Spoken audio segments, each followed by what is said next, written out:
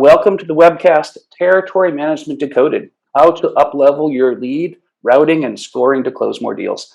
I am really excited about this topic and the speakers we have today because this is so important. As you all know, territory management is a very broad area, and I'm excited because the content today is focused on those areas that are most likely to help you drive additional revenue. Before I do that, a couple seconds on housekeeping. Two things. First of all, feel free to ask a question anytime in the chat window or the Q&A window, and we'll keep an eye on those. But we're going to wait until the very end to answer those. The second thing is, if you're interested in getting a copy of these slides, they are available. Just shoot an email off to info@openprisetech, that's openprisetech.com, and we'll be sure to get a PDF file sent off to you. So with that in mind, why don't we get started? I want to introduce the speakers today. There we go. I'm really excited about this too, because we have not one, but two Forrester analysts today in sales operations. And let me spend a second and introduce both of them. First, Ann Slow is a principal analyst at Forrester, where she helps senior level executives in developing their corporate strategies and the performance improvement initiatives, especially related to sales, sales enablement, sales operations, and customer experience. We also have here today, Robert Munoz is a VP and Principal Analyst at Forrester with more than 25 years of experience in all facets of sales. And that includes sales operations, solution sales, channel sales, and sales engineering too. I'm Alan Pogrzalski. I'm VP of Marketing here at Openrise. And I help RevOps teams solve problems in data and business processes that I've been seeing in my last 30 years in sales and marketing. And I've been at Openrise for over 5 because I really love what we do here, and I love how we're helping companies impact their revenue. Now, very briefly, for those of you who aren't familiar with who Openrise is, we have a RevOps process automation solution that helps you automate hundreds of different processes. Everything from the foundational things like data cleansing and enrichment through lead to account matching, and advanced capabilities like lead routing, account scoring, and attribution. And we do that all from one platform. Our customers are fast-growing RevOps teams at some of the hottest companies on the planet: Slack, Zendesk, Zscaler, UiPath, Okta, Viva. All those companies depend on Openrise for any kind of RevOps process automation. Now, let's get started. I'd like to begin by turning the floor over to Ann and Robert. You guys go ahead. Thank you, Alan. And let's begin our conversation today about what is sales territory management. I mean, at the heart of it, and I know we're all here because we're familiar with this, it's an area of interest, but the way we see sales territory management is it is the process of really optimizing sales performance, and doing so by aligning sales coverage, be it opportunities, accounts within geographies, to the appropriate sales resources that are assigned to a specific territory. And there's many facets of territory management, but I want to ground us on an example of one that I think is very common universally within sales, whether we're a small organization, whether we're a $10 million plus organization. And that is the notion of what happens with leads when we have demand that comes into the business, and we need to decide how we are going to route that lead. What rep is going to be routed that lead? And again, much of this happens routinely today, but it's critically important, right, that we get that lead quickly without much delay to the right rep. If it's routed to not the optimum rep in the right territory, we're all familiar with the challenges that are associated with that, where rep A starts working an opportunity, and perhaps sometime later, it turns out that it really belongs to a different rep. And then all of a sudden we have a conflict. Do we do dual comp? Do we, who claims it, credit splits, and all those things that are really disruptive. So it's important, and it's just one example of the aspects of why, if we don't have our territory management structured very cleanly with the right data associated with our accounts, there certainly are a lot of downstream impacts to that. So let's walk through this scenario of how do we actually approach this notion of improving how we manage territories. But before we do that, let's take a look a little bit at some of the other kinds of scenarios and challenges that are associated with territory management. Ann? Yeah, thanks, Robert. So now that we have a common definition and understanding of what sales territory management is, let's look at the four, or at least four, common territory planning pitfalls, and also how sales operations can help to overcome them. So if we look at territory expansion, often we say, have you expanded territories beyond what is equitable? And this can happen for a multitude of reasons. There could be an M&A activity. There could be a rep who you hired some new reps, and certain reps are lobbying to continue to hold on to territories that they've had before. Also, are the reps retaining key accounts? So have salespeople been allowed to keep accounts out of territory? And very often organizations will assign accounts based on headquarter or the parent company. And so again, as we hire more sales reps, as we continually change our business and we need to revisit our territory assignments and who's handling what and M&A activity, do we allow reps to lobby us and hold on to accounts that they should not be holding on to? Third, have pipelines been deflated or inflated to influence the underlying data used to inform territories? So are reps basically sandbagging their territories so that we think that there's not enough opportunity in a territory and we allow them again to kind of hold on plus?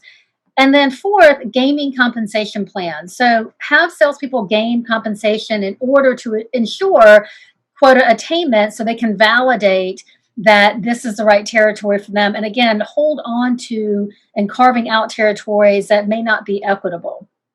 And so we think about, in these scenarios, what role can sales operations play? And there are really two main roles that sales operations can play to kind of be the cornerstone or the voice of neutrality within the sales organization. One is to mitigate human intervention. So we want to look as a sales operations professional at what is the data telling us? What's the story the data is telling us? And this is really the empirical part of the argument. And it also assumes data integrity. And we'll talk about that in just a minute. And then secondly, what is the salesperson saying? So salespeople provide color and anecdotal information, and they also can capture kind of nuances of the territory that may not be reflected in the data itself. And so as a sales operations leader, it's our job to reconcile the two or align the two. Are the two stories measuring up and aligning? And if not, why aren't they? And do they align with our corporate goals and strategy and culture? And then second is to share data-based insights. So as a sales operations leader, it's really our role to look at the story the data is telling around territory design and management and planning, and make insight-driven recommendations based on all the data points. So that marriage of empirical and anecdotal.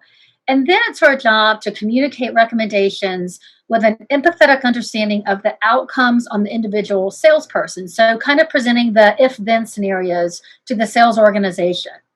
And finally, as a sales leader, a sales operations leader, it's helpful if we can really demonstrate what's in it for the salesperson, the customer, and the organization. So all three stakeholders as it relates to territory design. And this is really where kind of the change management process begins around territory design, as we're constantly having dynamic territory management, planning, and design. So that's not a static process. And as we've talked about, what really underlines all of these scenarios and makes it possible for sales operations leaders to be that voice of neutrality is data. And so, Robert, I'm going to pass it back to you to walk through the elements of territory management, starting with data. Great. Thanks, Ann. And some great points there about some of those challenges and the role of sales operations. And one of the things we're also going to tee up here is really the importance of sales ops and marketing ops, sales and marketing really aligning with regards to the data, with regards to the insights that really can help optimize this space. So let's go into really the notion of the elements that really make up territory management, how we want to frame this up to really ensure that we have the best possible outcome. So first things first, the foundation, the accuracy, the quality of the data starts there. Intrinsically, we all understand this, right? There's nothing here that any of us would disagree with, but this is foundationally the downstream effects of having bad data, whether it's bad hierarchies, whether it's having accounts that are orphaned to a hierarchy, whether it's bad contact information, whether it's accounts that are not mapped to the right territories, et cetera, et cetera. There's a lot of downstream impacts to the sales organization, all the way to downstream teams, latency in the process. So having good data quality is key. Being able to enrich that data, whether it's data that we're enriching for the sake of marketing analysis in terms of market potential, firmographics, demographics, intent data, account fit data, whether it's persona based, but ensuring that we have the right set of data that is accurate associated with those accounts, with those opportunities, and also is all the data that we need, does it reside in our CRM, or is some of it there but some of it is elsewhere? We really need to be able to unify and bring that data together. Things like GDPR and privacy, we got to be sure that we are managing the data in a way that we are still compliant by all the requirements. So all that is foundational before we even get to really doing territory management. So the foundation is key, and if we are in a good shape there, then that helps to set us up to begin to go through the actual planning process, right? Much of what we might do during annual planning, and this is where we look to, again, perhaps size the market that we're going after, to segment the business, perhaps sub-segment, micro-segment the business to be more granular, to be sure that we understand within each segment what is our ideal customer profile, what are the attributes that define those accounts that have the greatest propensity and likelihood to have a need that aligns with with our offers, and that we understand within those accounts our A accounts versus our B or C accounts, ideally even what's the potential of those accounts. Having this kind of information then enables us to be able to build out a structure, a coverage structure, a sales structure, even a marketing structure to some degree, to go after those accounts where we have that kind of opportunity, to assign those accounts to territories that will then be assigned to reps, and also be able to understand what's the relative potential, so that they are equitably balanced, right? And we have quotas that align to the potential of those accounts. So great, we build out the territories, and now our job is done, right? No, things change over the course of the year. We have demand that comes in, we have leads that come in. Now we have to manage all sorts of activity, and the question is, how much of this are we doing manually today? How much of this is really being done in a very consistent and a quality way? We have to be able to match leads, right? Early stage opportunities to the appropriate account, right? So we don't have duplicate. I have an ABC Company Inc., and here I have a lead that comes in for ABC Company. Is that the same or is that different? So being able to do the matching, being able to do lead scoring, so we know when an opportunity reaches a certain threshold that it is ready to be passed on to sales, and what's the relative, how hot is that lead, if you would.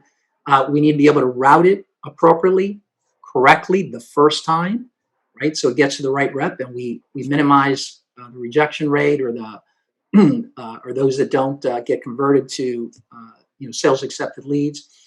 We also need to be able to appropriately route for our partner deal registrations that go to a partner to approve a deal reg. All of this is part of the ebb and flow of when we take a look at our at a revenue waterfall. We need to be able to manage that. And so the opportunity for sales operations leaders and even marketing ops leaders is, to what degree are we being able to optimize this in a really high quality way that remove some of the delay from that so we can get to those prospects, we can get to those opportunities the right time, the first time, to the right reps the first time. So let me kind of just in this context say that you can focus on territory management, you can focus on these aspects, but it's really important that that foundation is in place. And again, I know we all fundamentally get that, but here's where much of that pain originates.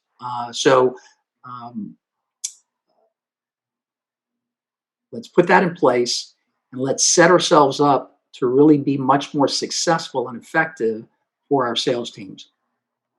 This is Robert. I want to comment on this because I absolutely love that chart. Very often companies will come to us saying, "I've got this lead routing problem," but the reality is, after we talk about the routing logic, the critical parts is that data foundation at the bottom isn't there. And they come across issues with account hierarchies that aren't lined up right. They'll have duplicate leads and contacts or duplicate accounts. And the reality is that foundational element at the bottom is critical to do anything at the top. Same with lead scoring as well. We hear over and over again how companies want to do a better job with lead scoring and make it more strategic on who to follow up on. And they spend a lot of money on all kinds of buying signals from third parties. But when we take a look at what their data actually is, and what's excluded from the data that needs to be, for example, things like free trial instances and behavior in those. It's really clear that just buying the stuff at the top can't be successful until you do the foundational stuff at the bottom. So I really love the way this is laid out. Yeah, Alan, and I would just add to that the pain that sales operations leaders go through does vary depending on how good their data is, their structure, their hierarchies, their information. Sometimes it also depends on whether they're global accounts or mostly accounts just within, let's say, North America, US. So that's also a factor, but it can be such a pain point. And when you think of how many reps we just burn productivity time with reps that are, frustrated, starting to work, getting engaged, and someone else is engaged when you have situations of duplicates, or maybe you then have to negotiate. Are they going to split it? Are they going to reassign it to one? And that's just the way it is. That also creates angst. And if that gets even bad enough, that's also a reason why sometimes your top performers may not even stick around as much from an attrition perspective. So it really just burns at the trust and at the engagement level for sales if I'm not being set up consistently for success. So if you want to also have a culture that trusts the business and is engaged, especially through change and transformation, being able to have good leads that arrive the first time on time to the right folks with good data also helps support that. Okay. And Robert, just in the essence of time, and I think that's a good segue around creating a culture of trust around data. Maybe we just go to slide 9 and talk about the 5 steps to data quality. All right. Yeah, let's. Yeah, because I think that was a good segue around how do we create this culture of trust around the data. And one of the ways, or a primary way to do that, is to know that we have good data, right? And so there are 5 steps to data quality. And let's start on the left-hand side with executive sponsorship. So in order to gain executive sponsorship, you have to show the cost. What is the cost of not having good data? So you have to show the cost of poor data quality, because bad data impacts more than just sales and marketing processes and requires coordination across functions to mitigate enterprise-wide ripple effects. So it impacts the end customer experience, your strategy, planning, execution, risk exposure, process automation, all areas of the business. And in this way, in showing the cost of poor data, you get executive sponsorship. Secondly, we want to define and adopt standards. So there must be agreement around data elements like taxonomy and metrics to define what data quality means in our organization. So the organization should document a glossary of terms, identify roles and responsibilities around data, For example, you have a data analyst, a data scientist, data contributors, to determine what content record completeness looks like. What does that mean? How often should records be reviewed to determine how relevant they are, and define metrics that measure these attributes. And some of those metrics might be percentage number of complete records or percentage of compliant records. So again, defining and adopting those standards. Third, we want to manage the data entry document sources of data, ports of entry, and current state of data quality by assessing the state of data management and by looking at where data enters and is updated in the organization's ecosystem and how problematic it might be. So what is the data type, quality, and quantity?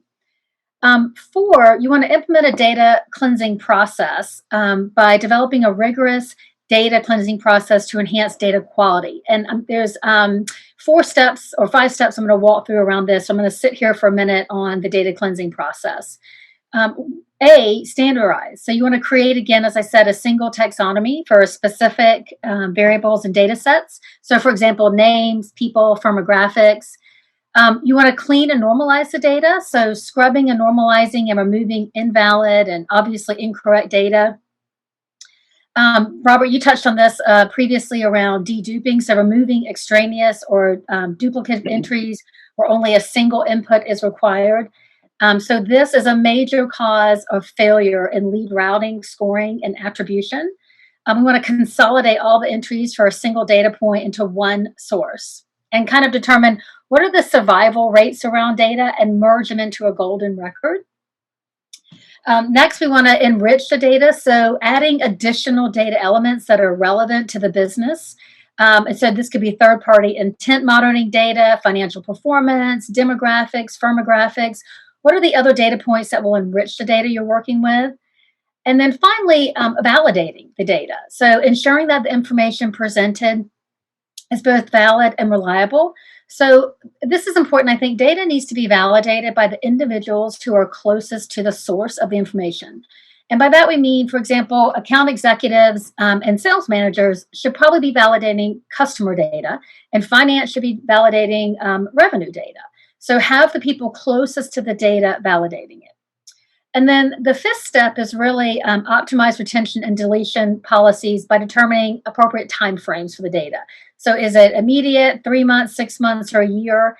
And looking at how the data is active, inactive, marketable, non-marketable. So really optimizing those retention and deletion policies and how long you hold on to the data and retain it, and when you purge the data.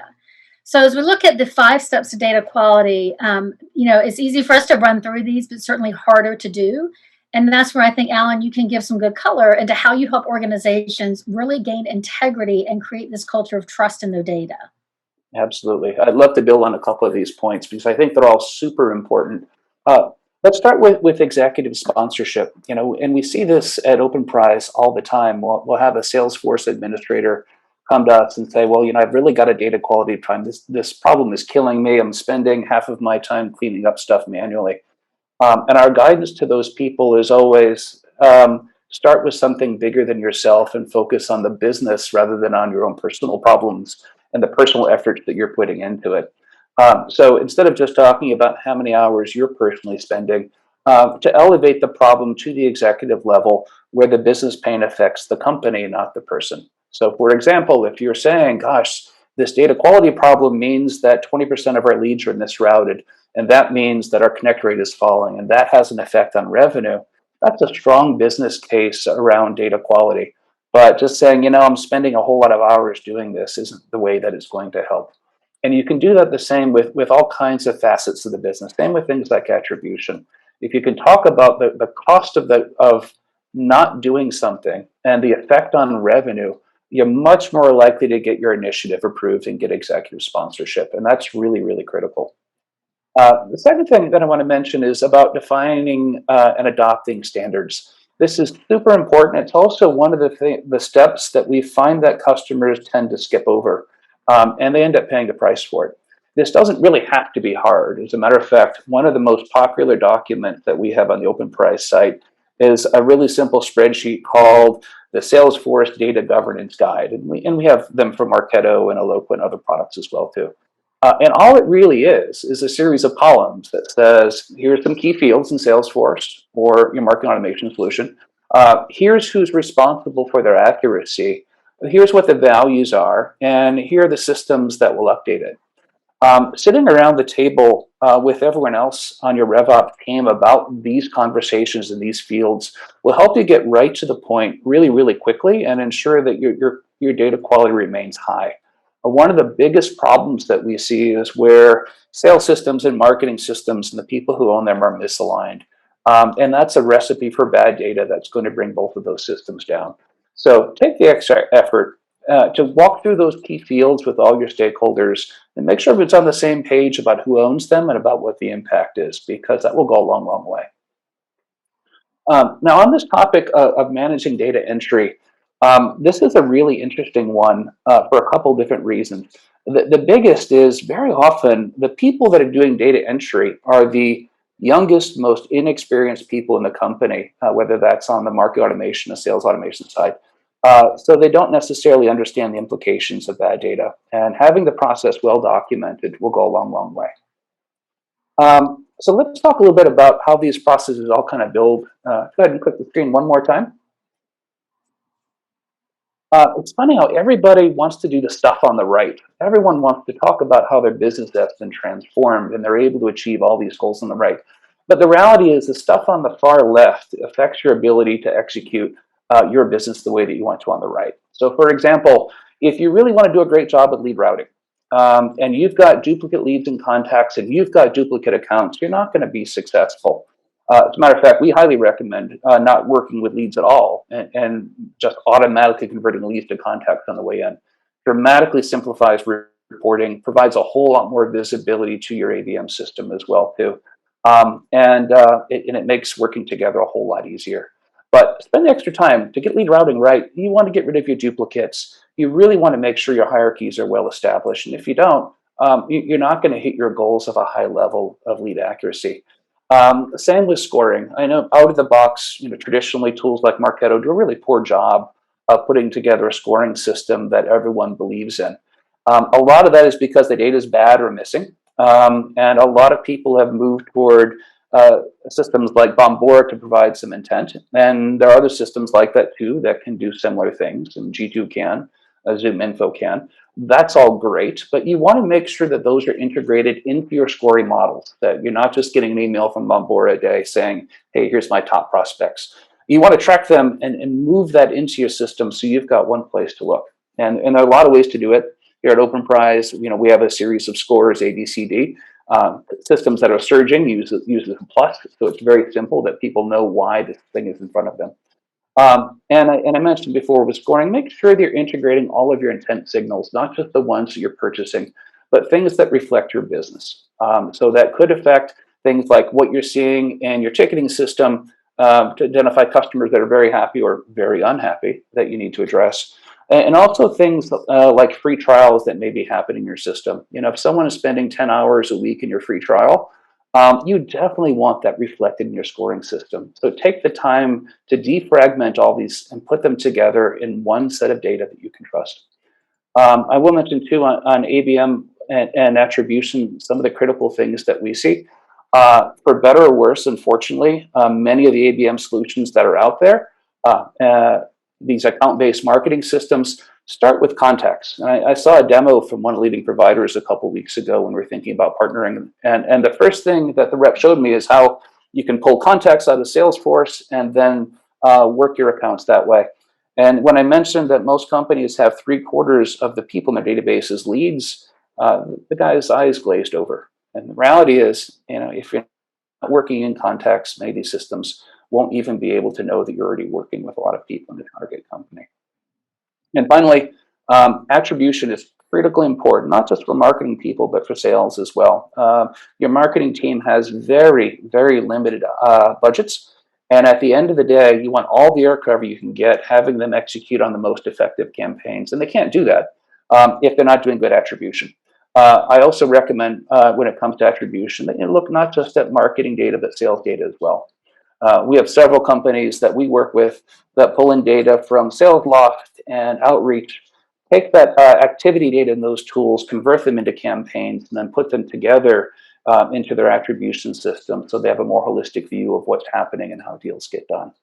Bottom line here, if you have stuff going on the left, then you really won't be able to do a great job of transforming our business processes on the right. So take the time to make sure that you've aligned all of your data and cleaned it up so you can support these key business processes that are so important to you. Okay, let's dive a little bit into really the path to territory planning, and let's begin with how we look at designing sales territories, right? So as a grounding, most of us within our environment, we have named account territories, we have geographic territories. These might be in your enterprise space. This might be geography in your, let's say, SMB space, round robin type of scenarios. Your named accounts, you may have, again, perhaps a strategic account manager where he or she has accounts globally, and it's really important for those hierarchies and all those accounts to roll up appropriately to those set of accounts. You may also have just your regular named account reps that have several accounts. And again, it's important for all of those to be rolled up appropriately, whether they have 25, 50 accounts, whatever the number may be. And your territory reps that maybe are really more aligned to all the accounts that are not named, that are in a geographic territory, whether that's by state, county, zip code, or some other demarcation. And then your business development reps that perhaps those early stage opportunities, those leads, are maybe going to them in a round robin fashion, or some kind of rotation or load balancing form. These are all, in one way or another, these are all territories, right? But there's different rules that define what makes up each of these territories. This is what we ultimately want to be able to optimize, and we want to optimize what actually ends up working its way into these territories as well. All right, so let's look into a territory, and let's say these are different territories of different reps. I have Bob here in a territory segment, and Bob has 3 accounts. Mary has 10 accounts here. Kyle has 13. Sue's got 22. And each of these territories has a quota associated with them of revenue production that's being expected. And the individual accounts that are in this territory generally are going to fall into one of 3 broad categories, right? Either they're a bad fit, it's an account that it's assigned to me, but it really isn't an account that typically buys from us. The profile of that account is really not a very ideal fit. And then I have some accounts that are a good fit, and that maybe have a reasonable or minimal threshold historically of a close rate, that when we go after those kind of accounts, we can sell to them. And then we have other accounts that are a good fit, and they're in market, right? They're buying this year. So the timing is also right, and we have a higher close rate. Generally, we're going to see territories that are built up with all of these kinds of accounts. The concern is that very often we don't know which are which, right? So we have reps, and they don't know which are the ones that have the highest likelihood that really are going to buy, that they should be prioritizing, and so forth. As you build out territories, you want to evolve to the point where you start having a greater mix and prioritization over those that really are a good fit, that have the highest propensity to buy. And that means that we have to have that kind of intelligence. That means that reps can action, they can apply their sales strategies to the accounts at the right level of priority, as well as even marketing efforts can be applied appropriately to the right set of accounts if we have that kind of insight. It also means that when territories are built based on that mix of the higher likelihood, the higher potential accounts, quotas can be built more appropriately based on the potential of those accounts. And therefore, everybody, all reps, can be striving to hit their numbers and get the escalators. So this is a really key, important piece to set up a team with the right information so that they can execute throughout the year. Now, go ahead. Go ahead, Alan. I was going to say one thing that I would point out that's so important with what we have here, and this is absolutely critical, is that you systematically define what these are and put them in your system of record like Salesforce. It will make territory alignment a whole lot easier. It'll even make your marketing folks work much harder for you because they know what they're looking for. Taking a combination of factors that makes a good fit, let's say, it could be certain industries with certain employee counts and certain geographies that have had some certain intent signals, classifying them into a specific grade like an A, B, C, D makes it really easy to very quickly in Salesforce see what each of your territories have and see if territories have really been distributed equally. It also lets you go through and run a whole bunch of different assumptions, push that data into a sandbox and say, okay, this works or this doesn't. And that way, everyone's on the same page, not just in defining the territories, but executing against what your revenue goals are every quarter. So let's take a look at this notion of, from a Forrester point of view, what we refer to as insights-driven targeting. And we all understand is insights is beyond just having data, but it's what we can derive from that data, what we can extract from that data that becomes actionable, that we can take specific steps that are going to enable us to increase our likelihood of converting that opportunity, doing it in the most efficient way in the least amount of time. So there's three phases from Forrester's lens in terms of how we take that insights-driven targeting approach, very data-driven approach. The first one is one of market alignment, and this is where we begin with the market segmentation and sizing of where it is that we are looking to capture our business, our revenue from. And again, this is dividing the target into discrete elements that have a set of attributes, and also defining what that potential is, whether that's total addressable market or all the way down to service obtainable market. And then also looking at the market fit that we understand in terms of our ability to execute and where we are, our ability to compete in specific markets and offer areas. What is that sweet spot for us as well? And then we get into account prioritization. And here's where we look at account fit. And account fit is essentially this notion of that ideal customer profile. Do I have the right set of accounts identified that I should be prioritizing, because these are the ones that are going to have the greatest likelihood of success for our sales teams and our marketing efforts. And then within those accounts, what is the opportunity, right? Is it 25K, 50K, 100K, $1 million?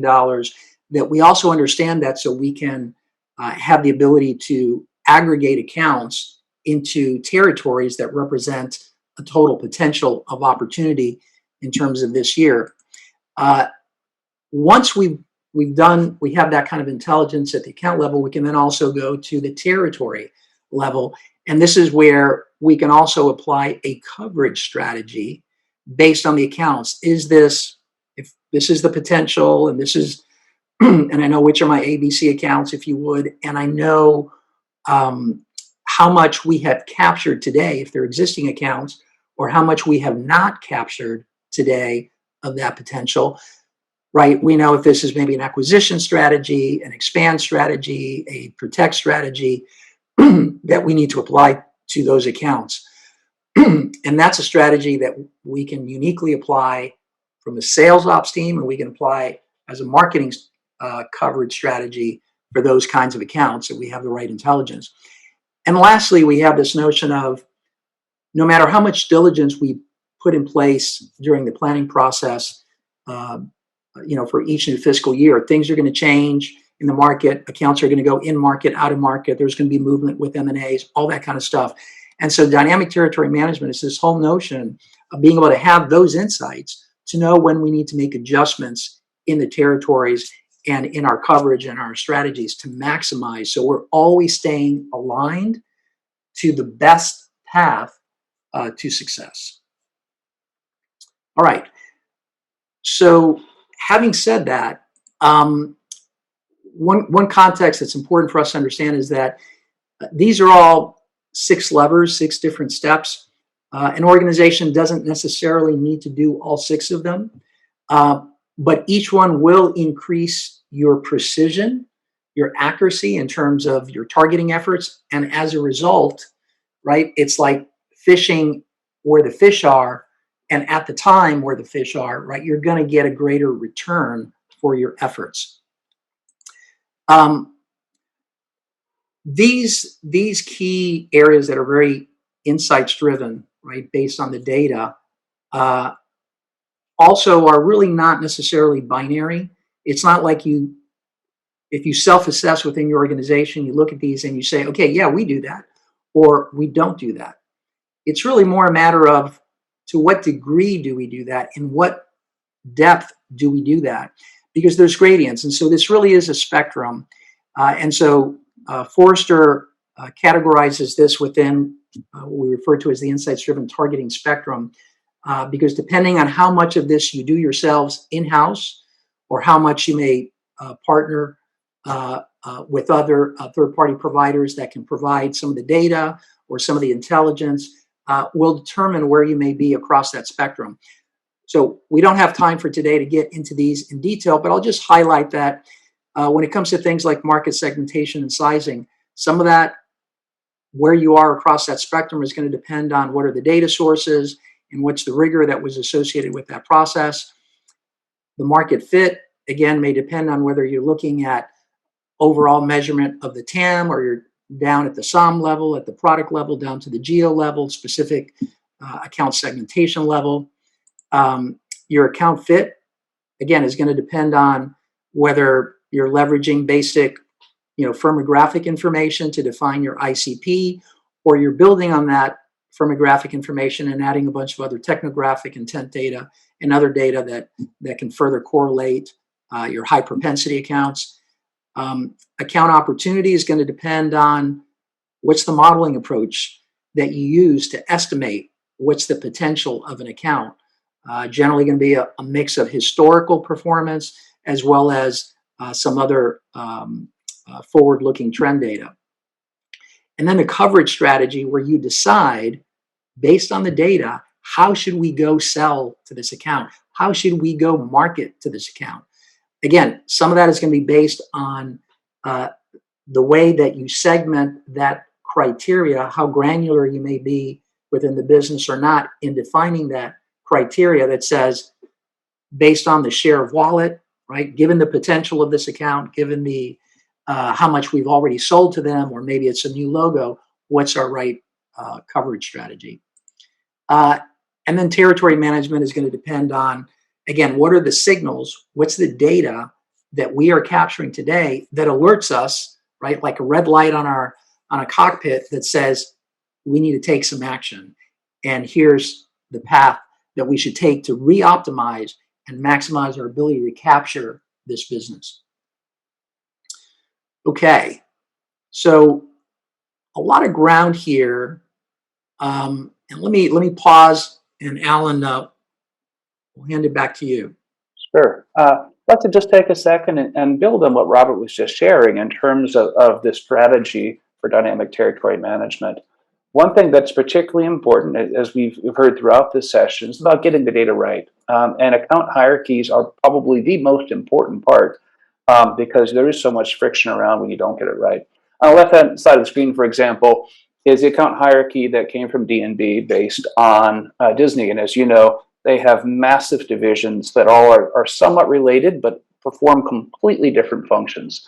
So for example, the folks that are running theme parks are very different than the people in the movie studios that are creating movies. The way that you would sell to them, and for that matter, who would own those accounts, would probably vary based on what they are. The first thing that's super important is when you start with a structure like D&B is that you automate processes to make that D&B data your own. A classic example that I've seen from one of our customers is They sell to telcos. Hawaiian Telcom is actually owned by Cincinnati Bell. Now, if you were a sales rep working out of Ohio in February and you heard that there's an opportunity at Hawaii, you can bet you'd be jumping all over that one. That kind of friction happens in sales cycles all the time. So it's really important that you start with your account hierarchy and then you apply some rules to make sure that it becomes relevant for you, not just D&B. We talked a little bit about duplicates before and how duplicates cause all kinds of consternation. It also makes sense to match your leads, flip your leads to contacts, and associate them with accounts to give you much more visibility on what's going on in an account. And to aggregate behavior, both third-party signals as well as behavior that's happening on your website and in your free trial applications. And of course, rolling this into grading makes it a whole lot easier for everyone. And I think I'll end by just talking about 2 case studies of companies that are really doing this right. The first one is Nutanix, the tech company here in the Bay Area. They're actually running over 50 different business processes with us. And one of the things they took on after taking care of basic cleansing and taking on things like attribution is they really wanted to improve their account accuracy because they knew that friction would cause problems later on down the road, particularly in their case, because a great deal of their revenue comes from channel partners, and that adds a whole different level of complexity. And what they did is they started with that account hierarchy, kind of like what you saw before too, applied a series of rules and also merged accounts together. And they were able to take off another 20 points in terms of accuracy of account ownership. And what that's meant for them is suddenly their database was half the size. And if you think that through, that also means half the friction in terms of who owned what account. And they were all able to do this relatively quickly. And every year when they decide to take a look at their territories again, they start with the data and with their existing account hierarchy and very quickly make decisions about how they're going to distribute accounts over the coming year. Go to the next slide. This is another fabulous example. Many of you may be familiar with Freshworks. They're a CRM solution that targets SMB. They have over 900 salespeople out there, and the typical kinds of churn that comes with that, with the new sales reps coming and going. Now, along with that, they also get over 10,000 leads a day. And if you can imagine those many leads being routed to the right person, how critical that is in a high volume business like theirs. Before they started working with us, they had 50 people just taking a look at a lead, enriching it, manually making decisions about where it was going to go all over the world. Now, the thing about manually doing lead routing, just like any other business process, the people doing that mind-numbing work don't like doing it any better anywhere else on the planet than they do in the States. And because of that, they're not going to be very good about it. You're going to have a lot of turnover, and so the accuracy is not going to be what you need it to. So they turned to us to automate this. And because their geographies are so different, they sell all over the world, they have 9 different sets of lead routing logic depending on the account and where it exists. And as you can imagine, in Europe, the lead routing process and the geographies are very different than in the States. And they were all able to automate with Openrise and do all the data quality checks and enrichment to go from taking a week to get a lead to someone to just 5 minutes. Now, you can imagine for SMBs in particular, where you have a lot of owners that have a lot of things on their plate, their attention moves from minute to minute, from one task to another, because they're all multitasking.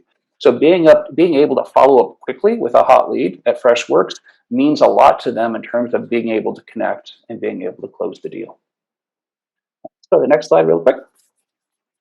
So I want to wrap up with saying some next steps. There is an immense amount of fabulous Forrester content out there on this topic. If you are a Forrester customer or subscriber, I highly recommend you spend some time looking at those. Both of the folks in the webcast today have written some amazing things. I'd also suggest, if you're interested in learning more about how you can take your lead routing, your scoring, and your broader territory management to a much higher level, you're also welcome to see a demo. If you go to the Openrise site in the upper right-hand corner, there's a button where you can see a demo of how we do it and how we've been able to help all the companies that I talked about today. So with that in mind, what I think we should do is turn it over to Anne to handle Q&A for us. Great, thanks, Alan. So as we kind of wrap up and setting the stage for the Q&A portion, two main thoughts come to mind. One, obviously, quality, clean data is the cornerstone of building trust and creating a culture that Robert and Alan had talked about earlier within the organization, where we trust the territory process, we trust lead routing, we trust scoring, because we know the data is clean and has integrity. And so that allows you then to trust the territory process, and it builds credibility between sales and marketing that really benefits both parties equally. And just tangentially, one of the things that we're seeing in the marketplace is really this coming together of sales and marketing, from the tech stack to lead process and scoring and territory design, and really creating this connective tissue between sales and marketing. And so we know data is the underpinning of that. And so the first question I want to kick us off with, and I'll kind of round robin this, Alan, between you and Robert and myself, is who do you see as primarily responsible for owning clean, quality data? Marketing or sales? And I'll kick us off with, I think we both have responsibility for clean data and making certain that it has integrity. Sales ensuring that they're doing the data hygiene, marketing ensuring that they're collecting all the right information at the front, and as you said, creating opportunities with the data for sales. But let me go to you, Alan, next around your thoughts, and then Robert around that question. Sure. Well, the answer that we share at Openrise often is probably not the most helpful one, but we like to say it depends. There are many companies out there that will just say that whoever owns the system owns the data quality in it, and I don't believe that's the right approach. There are folks who would say, the sales team owns Salesforce, the marketing team owns the marketing automation solution, so let's just do our own thing. The reality is that rarely works, because you have bidirectional integration between those two systems. And if the marketing people are on a different page than the sales people, and the interlock isn't there, then really bad things happen as information comes back and forth, particularly with critical fields for marketing, things like industry, job level, and job functions that use in scoring, particularly on the sales side when it comes to lead routing. So my suggestion at Openrise is to take a look and identify who the owner is, regardless of the system. Have someone sit down with a really simple template and just go field by field and say, hey, I want to own this. Here's why I'd like to own it. And here's how data will come in and what the values are. What you may end up finding is that some fields may be owned by marketing and some may be owned by sales based on what the interest is in getting it right. And it's okay if people across those different teams own fields across systems that they don't own, because they're going to be much more concerned about making sure that those are up to date. That being said, I think it's really important for people to really think through what those fields are for. And then from there, it'll be much more obvious about who should own them and be responsible for it. Robert, there's one other question I want to propose in the few minutes we have left from the chat, but just any other thoughts about what Alan was sharing around who owns data quality and integrity, sales or marketing? Yeah, Alan, great points. I would put it in this perspective. There are absolutely going to be legitimate scenarios where the data quality is going to be driven by the marketing team. That's, as a matter of fact, historically, certainly from a demand generation, that's where much of that data quality effort originally existed, is in driving demand and trying to get the right information on the accounts and contacts and so forth. It's also very appropriate for that to be primarily managed to some degree from the sales side, but they're really kind of two different domains that do have overlap, but they're distinct. So there really is, it's okay. It certainly is okay. I don't want anyone to feel like we're doing something bad if it's being driven by just marketing or it's being driven just by sales. But our point of view is that it would be better if both are engaged, because both marketing and sales can benefit and drive real value to the business, and all the way up to the boardroom, right? Where is there trust in our data, in our contact information, in our pipeline data, in everything that we are making decisions and investments on and projections to the street? Do we have trust there? So, whether it's funded by both sides, one side or the other, or whether it's just one, but certainly we would encourage that there be collaboration on the data to help, even if it's championed by just one organization, that it's championed and others understand what is the value that they're going to drive, and that will increase the strength of the business case for that. And then just quickly, I think this is a good clarifying term because we do tend to use acronyms in our world. So one person asked, what is ABM? And so, Alan, I'm going to turn that over to you to give the Openrise definition and how you guys see that, and then I think we'll wrap up. Sure, sure. Well, I know everyone does define this differently, but the way we view account-based marketing is the process and strategy of collaborating between sales and marketing in order to help boost revenue. Done well, sales and marketing working together, marketing doing their thing in terms of launching campaigns to bring folks in the door, and targeting very, very discrete sets of people at a given time. With both the marketing's energy and sales energy always delivers higher value than the two teams working independently. So we talked a little bit about that, and certainly there's a data quality component there that's absolutely essential to make good ABM work. I'm glad someone mentioned that one. Yep, great. And then for other questions in the chat, we will follow up with the attendees to address those as we kind of go through them. But on behalf of Robert and myself, at least, Forrester, thank you so much, Alan, for giving us this opportunity to be with you. And to everyone who dialed in, thank you. And Alan, I'll let you have the final word. Righty. All right, guys, Robert, and thank you so much for being here. Sales Hacker folks, I really appreciate your help as well today, too.